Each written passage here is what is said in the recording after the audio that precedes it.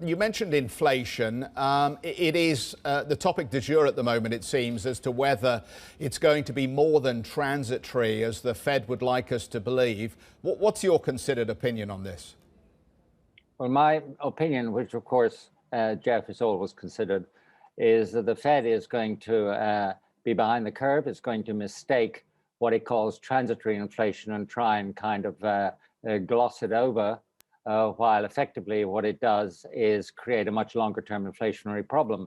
And I think it's all about expectations. Before I actually got on air, I was listening to you, Jeff, and to Steve and to Karen, talking about what you thought was happening to inflation. Well, that's called inflation expectations. If you are typical of the world, and I'm sure you're very excellent and elite people, but you nevertheless are in some way representative of society, then expectations are already rising. If expectations rise, then your local pub, your local restaurateur will be able to increase prices because you expect it to happen. And I think the reason prices will rise are really a couple of things. One is the fact that you're going to, on the other side of COVID, end up with huge demand as consumers spend the excess savings which they have accumulated thanks to handouts from the government.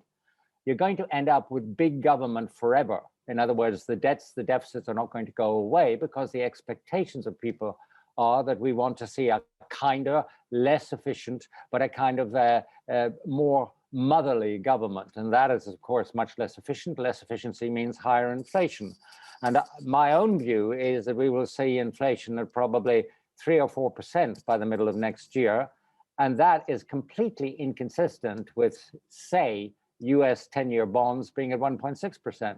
That yield could easily double. And when it does, then you come to the crunch point on what markets are going to experience.